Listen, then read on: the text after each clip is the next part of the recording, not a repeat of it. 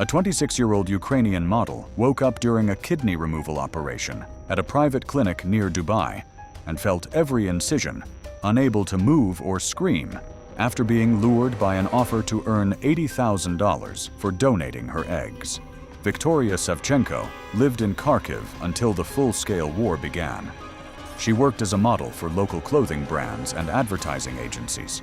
Her income was unstable, averaging about $500 a month. When the war began, her family moved to western Ukraine.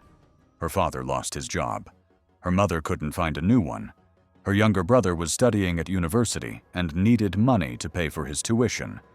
Victoria became the sole source of income. There were few modeling jobs in western Ukraine.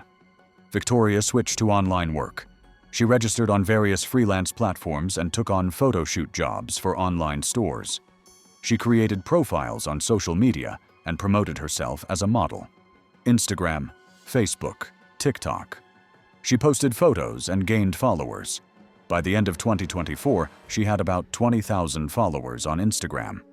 In early February 2025, she received a private message from an account called Dubai Health Elite. The profile looked professional. It featured the logo of a medical clinic, photos of a modern building, and customer reviews. The description stated that it was a medical agency in the United Arab Emirates specializing in reproductive services. The message was in English. The agency representative wrote that they were looking for egg donors for Arab couples who could not have children naturally. The procedure was completely legal and carried out in a licensed clinic. The payment was $80,000 for one cycle of donation. All expenses are covered: flight, accommodation, meals, medical care. The procedure takes 2 weeks. There are no health risks. Victoria was cautious. She knew about scams and human trafficking schemes. She asked for more information. The representative sent links to the clinic's website, licenses, and certificates. Everything looked legitimate. Victoria checked reviews on the internet.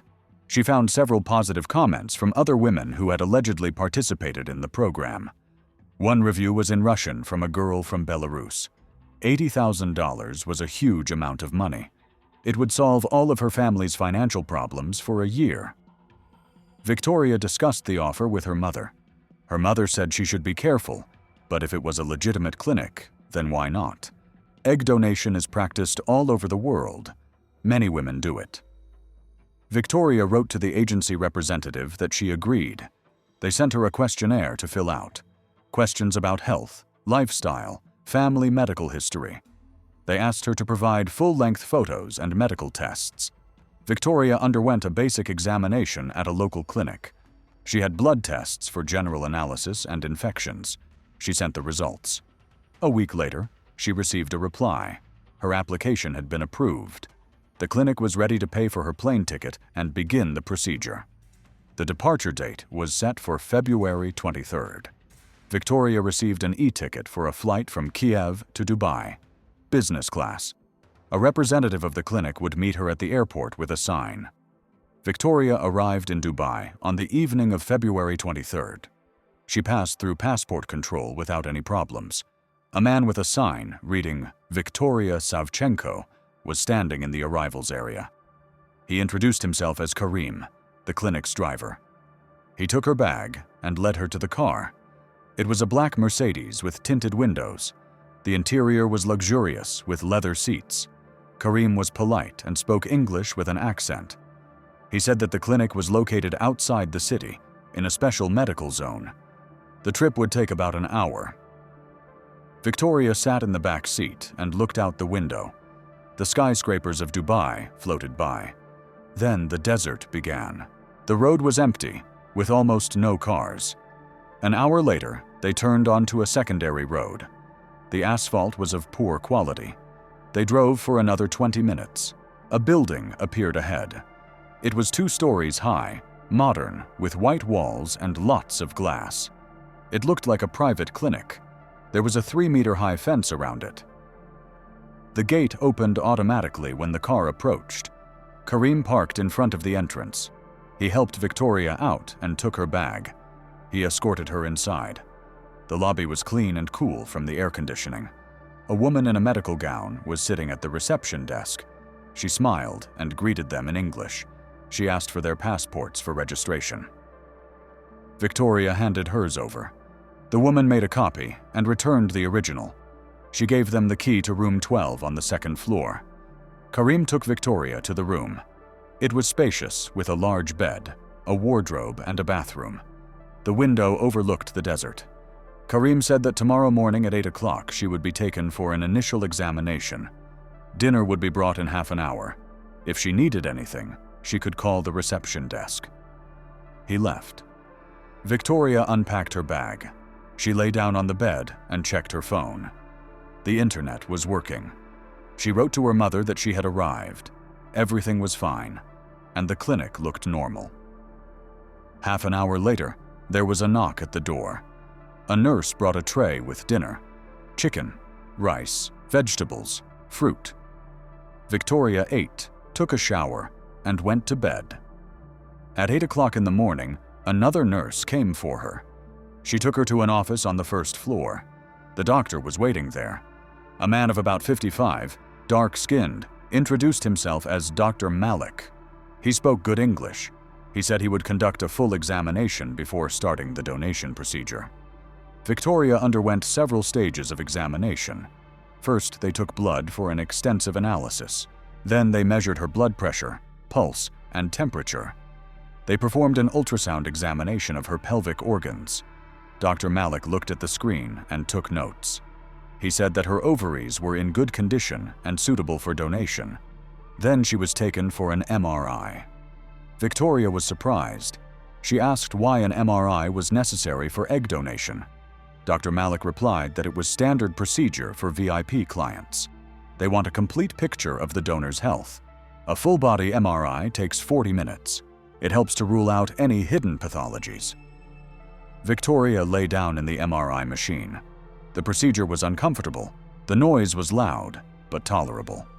40 minutes later, she was taken out. Dr. Malik said that the results would be ready by evening.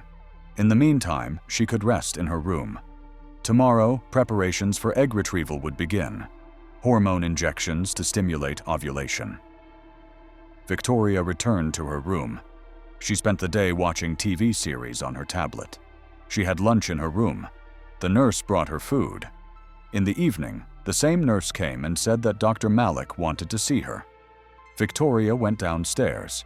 Dr. Malik was sitting in his office, looking at the computer screen. When Victoria entered, he turned and smiled. He said that the test results were excellent. She was an ideal donor. Hormone therapy would begin tomorrow. The egg retrieval procedure would take place in 10 days. The next few days passed in a routine. Every morning, the nurse gave her hormone injections. Victoria felt slightly unwell and bloated. Dr. Malik said this was a normal reaction. The body produces more eggs, and the ovaries enlarge. In a few days, everything will pass. On the 5th day, Victoria felt that something was wrong. There were few staff working at the clinic. She only saw Dr. Malik, 2 nurses, and Karim. There were no other patients. The building seemed empty. She tried to go for a walk, but the security guard at the exit politely stopped her. He said that the area was closed. You can only walk in the garden behind the building. Victoria went out into the garden. It was a small area with a few trees and benches. The fence was high, with barbed wire on top. There was nothing but desert around. No other buildings. The feeling of isolation intensified. She returned to her room and wrote to her mother that everything was fine, but that the clinic was very secluded. On the 7th day, in the evening, Victoria couldn't sleep. She left her room and walked down the corridor. She wanted to find some water. She went down to the first floor. She heard voices coming from Dr. Malik's office. The door was ajar. Victoria stopped and listened. The voices were speaking English. One belonged to Dr. Malik. The other was unfamiliar, younger. Malik said that the donor was in perfect condition. Blood type A+. The size of the left kidney was 12 centimeters, a perfect match. The patient would receive the organ in 3 days. The operation was scheduled for 6 o'clock on the morning of the 27th. Victoria froze. Kidney? Which patient? She was here to donate eggs. A second voice asked if Malik was sure the girl had no idea. Malik replied that she didn't. She thinks she's preparing for egg retrieval. The anesthesia will be deep. She'll wake up without her left kidney. She'll get $5,000 and a threat to keep quiet. The usual routine.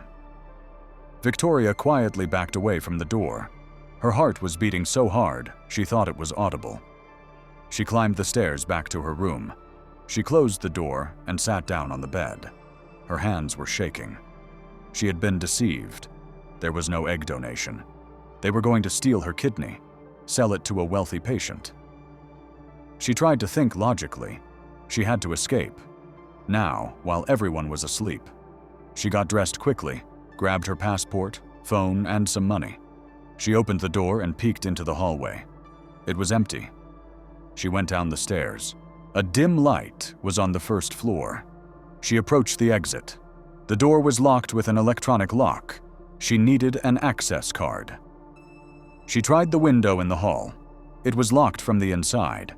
There were metal bars on the outside. She heard footsteps.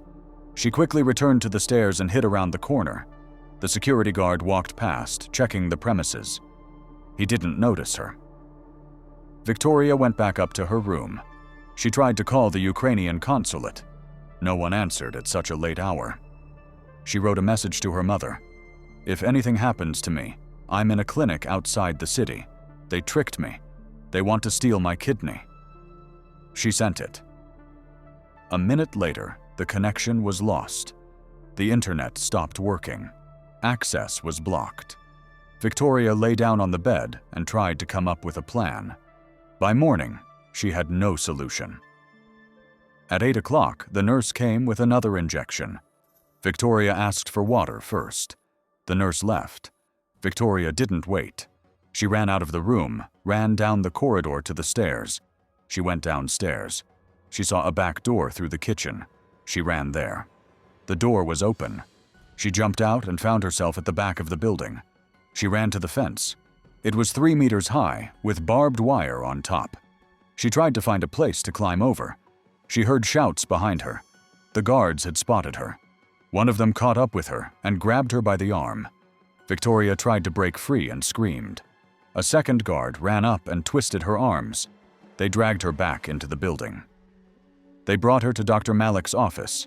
He was sitting at his desk, looking at her with disappointment. He asked why she had tried to escape. Victoria screamed that she knew the truth, that they wanted to steal her kidney, that she wouldn't let them. Dr. Malik sighed. He nodded to the nurse. She approached with a syringe. Victoria tried to break free, but the guards held her tight. A shot in the shoulder. The liquid was cold. A few seconds later, weakness. Her legs buckled. She lost consciousness. Victoria woke up in the operating room.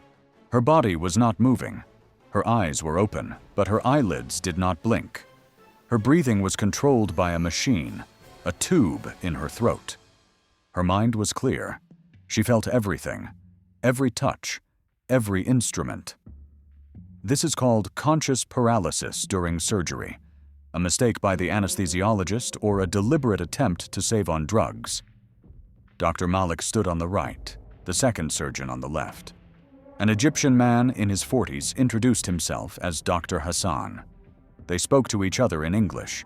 They discussed the technical details of the operation. Malik said that the incision would be made using the standard technique: lumbar access, left kidney. Hassan replied that the patient was waiting in the next operating room. They had to work quickly. The transplant had to take place within 4 hours of the organ being removed. Victoria tried to move. Nothing. She tried to scream. Her vocal cords didn't work. Only her eyes could see. The surgeon took a scalpel. He applied it to the skin on her left side. He drew a line. Victoria felt pain. Sharp, burning pain. The skin was cut. Blood flowed. The nurse dabbed it with swabs. The pain grew. Unbearable. Malik continued to work. He spread the muscle layer. He used retractors to widen the surgical field. Victoria felt the metal instrument spreading her body from the inside. Hassan helped, holding the retractors. He said he could see the kidney. Malik nodded. He began to carefully separate the organ from the surrounding tissue. The pain was so intense that her consciousness began to cloud. Victoria tried to lose consciousness, but couldn't. Her body kept her lucid. She heard every word the doctors said. Malik said the kidney was in excellent condition. The size was perfect for the patient. The blood types matched. It was rare luck to find such a donor so quickly. Hassan asked how much they had been paid for the operation. Malik replied that it was $100,000 each. The patient had paid $500,000 to the organizers. They took their share, and the rest went to the medical team. Hassan said it was good money. Malik agreed. He added that they had performed 8 such operations in the last 2 years.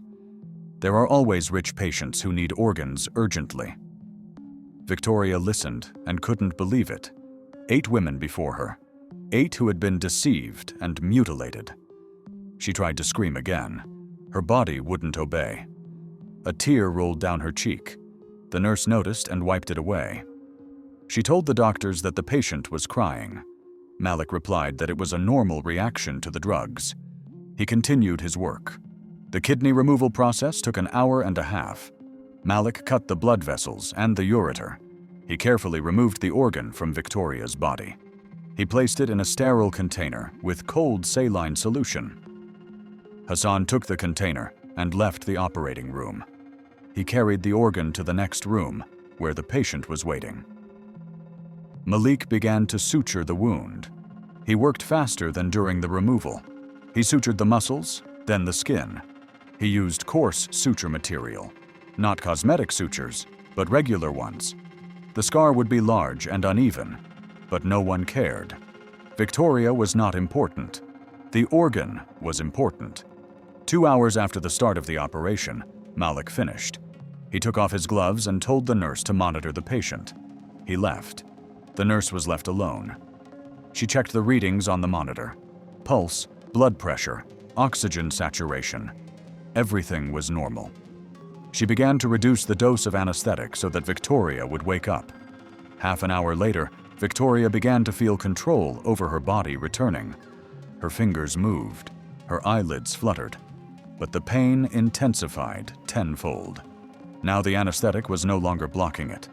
Every breath caused agony. The stitches in her side burned like fire. Victoria groaned. The nurse came over and pulled the tube out of her throat. Victoria coughed and choked. She asked what they had done to her. The nurse did not answer. She left. Victoria was left alone in the operating room. She lay on the table for another hour. Then 2 guards came. They moved her to a gurney. They wheeled her down the corridor.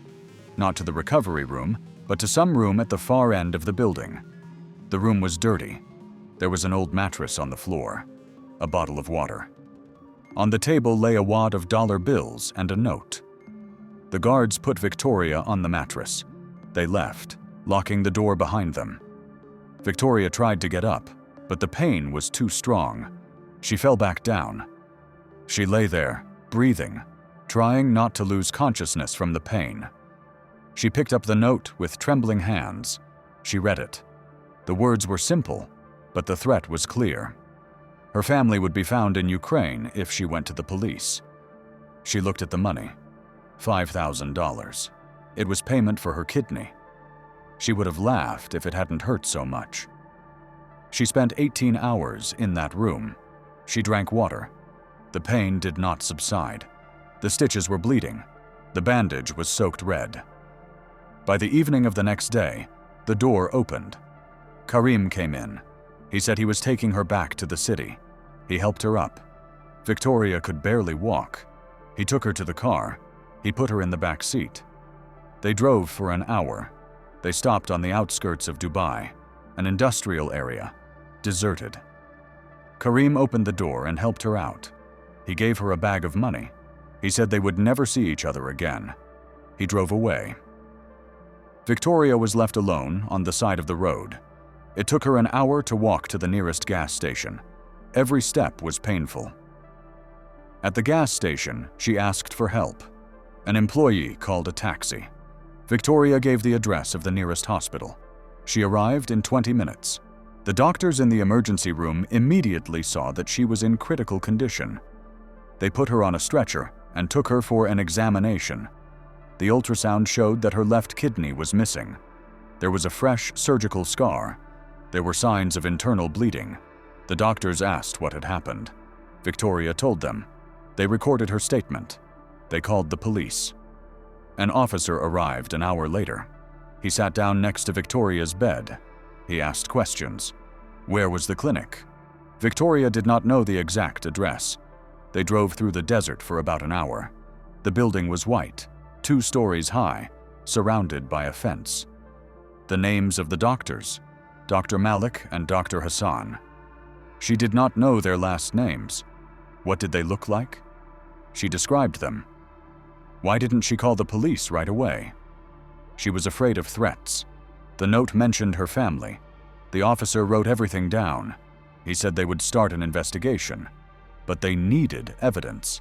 The address of the clinic, the doctors' last names, camera recordings, witnesses. Victoria had none of that. Only a wound on her side and $5,000. The officer asked about the money. Victoria showed it to him. He asked if it was payment for an agreed-upon operation. Victoria cried out that she had been deceived. There was no consent. The officer said that the case would be transferred to the investigation department. He asked her not to leave the country until the investigation was complete. He left. Victoria remained in the hospital for 3 days. The doctors treated complications, an infection in the stitches. They prescribed antibiotics. Then she was discharged. She went to the Ukrainian consulate. She told the consul the whole story. The consul contacted the Dubai police. Meetings were held. But the case did not move forward. The police demanded concrete evidence. Victoria could not provide it. A month passed. No arrests. No news.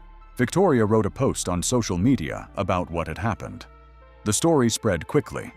British journalist Sarah Johnson contacted her. She specialized in investigating human and organ trafficking in the Persian Gulf countries. They met in a cafe in Dubai. Sarah said that there were many such cases. Women are lured under the pretext of egg donation or work. Then their organs are stolen. They are sold to wealthy patients who do not want to wait on official donor lists. The scheme has been operating for years. Victoria asked why the police were not taking action. Sarah replied that the clients were too influential. They buy the silence of the authorities. Sarah started her own investigation. She found 6 more women with similar stories. Olga, a 29-year-old Russian woman, lost her right kidney. 2 Filipinas, Maria and Rosa, had parts of their livers removed. Amani, a Kenyan woman, lost her left kidney. Abeba, an Ethiopian woman, lost her right kidney. Dilnoza, an Uzbek woman, lost her left kidney. All of them were deceived in the same way. Offers via social media, a clinic in the desert, doctors Malik and Hassan, threats after the operation. Sarah collected the testimonies of all the victims. She found common details. The clinic was always located in different places, moving every few months. The doctors used the same names. The organizers were professionals. They were connected to an international network of organ traffickers. The investigation took 4 months. Sarah published an article in the British newspaper The Guardian. The headline, "Underground Organ Trade in Dubai. 7 women lost their kidneys." The article caused an international scandal. Human rights organizations demanded action. The UN sent a request to the UAE government. The authorities were forced to respond. The police conducted raids. They found one of the clinics that the organizers had not had time to evacuate. They detained Dr. Malik and Dr. Hassan. They seized medical equipment, documents, and computers. A trial began. The doctors testified. They described the scheme. The organizers found victims through social media. They offered legal services. They brought them to the clinic. There, they conducted examinations and determined compatibility with wealthy patients. If the match was good, they performed the operation without consent. The organs were sold for hundreds of thousands of dollars. The victims were given a few $1,000s and threatened. But the main organizers and patients were not named. The doctors said they did not know their names. They worked through intermediaries. They received cash payments. There were no contacts. The court sentenced Malik and Hassan to 25 years in prison each. The clinic was officially closed. The case was closed. Victoria and other victims demanded that the investigation continue. They wanted to find those who had received their organs, but the authorities refused. They said there was no evidence of the involvement of specific patients. It was impossible to establish a connection. Victoria learned unofficially that one of the recipients was Sheikh Khalil bin Naim, a 64-year-old official with kidney failure. But this was not officially confirmed. His lawyers said that the sheikh had undergone a legal transplant at a private clinic with a documented donor. There were no links to the underground trade. The UAE government paid compensation to the victims. Victoria received $300,000. The other women received $200,000 to $250,000 each.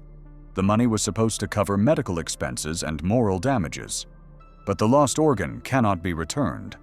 Their health has been permanently damaged. Victoria lives with one kidney. She undergoes regular checkups. She takes medication. She can no longer work as a model. Physical activity is limited. The psychological trauma persists. She has nightmares every night. She sees the operating room. She feels the pain again. She gives interviews to human rights activists and journalists. She wants her story to be known. She wants other women to avoid falling into the same trap. She says that the worst thing was not the loss of an organ. The worst thing was the operation while she was conscious, feeling every incision, not being able to scream, being completely helpless. It is a hell that cannot be forgotten. This is the reality of the underground organ trade. Rich patients buy health with money. Vulnerable women from poor countries become victims. The system works because the authorities turn a blind eye. Influential clients are protected by connections and money. Victims receive compensation, but they do not see justice. Criminals remain at large. If this story made you think about what goes on behind the closed doors of private clinics, like and subscribe to the channel. Every week, we publish investigations into crimes that the authorities are trying to hide. Stories of victims who found the strength to speak out. Share this material if you believe the truth should be known. Turn on notifications so you don't miss the next investigation.